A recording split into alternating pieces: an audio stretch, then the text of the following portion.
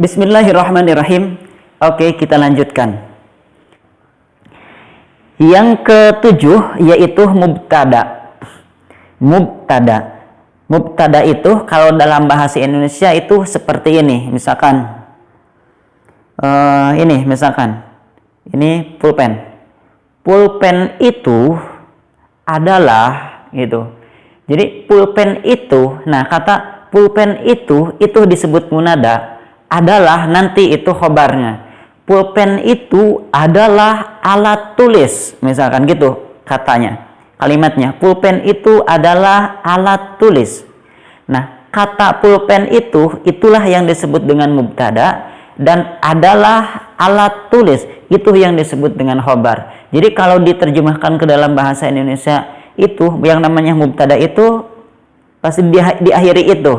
Misalkan ini, pulpen itu, nah itu mubtada, adalah gitu. Penghapus itu adalah gitu.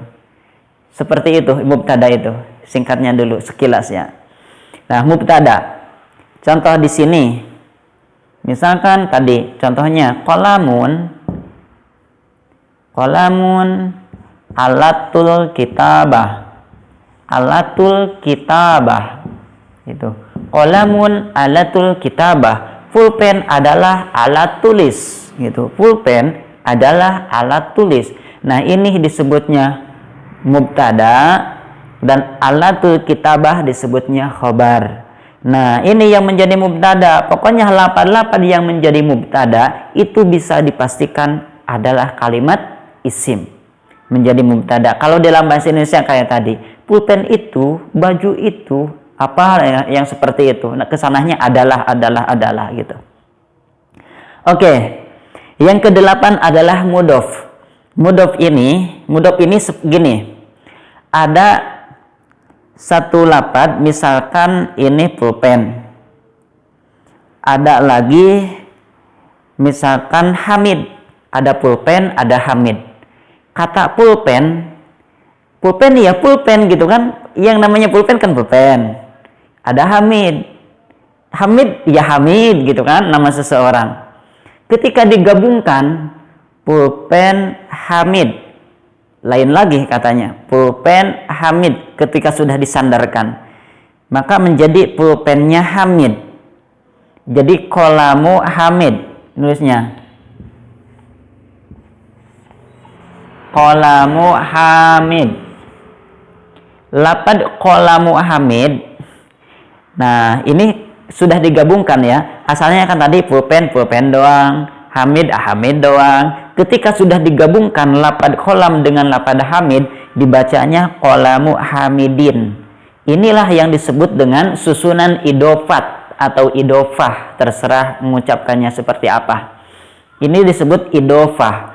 Yang lafaz pertamanya qalam ini disebutnya mudhof, dan lafaz yang kedua ini disebutnya mudhof ilaih. Mudhof dan mudhof ilaih. Ketika mudhof dan mudhof ilaih digabungkan seperti ini menjadi qalamu hamidin, maka itulah yang disebut dengan idofat atau idofah. Nah, mana mudhofnya? Lafaz qalam. Nah, lafaz-lafaz yang menjadi mudhof seperti lafaz qalam ini, maka itulah kalimat isim. Karena selain isim tidak bisa diidofahkan, tidak bisa diidofatkan. Jadi di sini tanda isimnya apa? Yaitu menjadi mudhof, menjadi mubtada, menjadi mudhof. Nah, ini contohnya. Yang terakhir adalah nomor 9, yaitu bisa menjadi. Nah, maksud bisa menjadi itu ketika lafaznya misalkan kita deteksi dari sini tidak masuk, ini juga enggak, ini enggak, maka bisa menjadi. Contoh gini, ada lafaznya huwa, misalkan huwa. Lafaz huwa, kira-kira tandanya di sini apa? Huwa. Apakah bil jarri, termasuk dijerkan ujungnya? Enggak. Apakah pakai tanwin, memiliki tanwin? Enggak. Apakah ada alnya? Enggak. Apakah jadi munada juga? Enggak. Apakah jadi fa'il huwa? Enggak. Apakah huwa ini jadi naibul fa'il? Enggak. Apakah huwa ini jadi mubtada? Enggak. Apakah huwa ini menjadi mudhof? Enggak. Terus masuk ke mana? Nah, masuknya ke sini. Bisa menjadi, maksud bisa menjadi ini bisa menjadi mubtada. Nah, gitu. Huwa ini bisa menjadi mubtada. Misalkan huwa qaimun. Huwa qaimun, huwa menjadi mubtada, qaim khobarnya. Huwa qaimun. Dia adalah orang yang berdiri. Nah, gitu kan mubtada tadi juga gitu. Dia itu orang yang berdiri gitu. Dia itu adalah orang yang berdiri. Nah, seperti itu. Jadi huwa ini adalah mubtada. Berarti bisa menjadi mubtada. Atau kita menemukan lafaz lain yang tidak masuk ke dalam ini.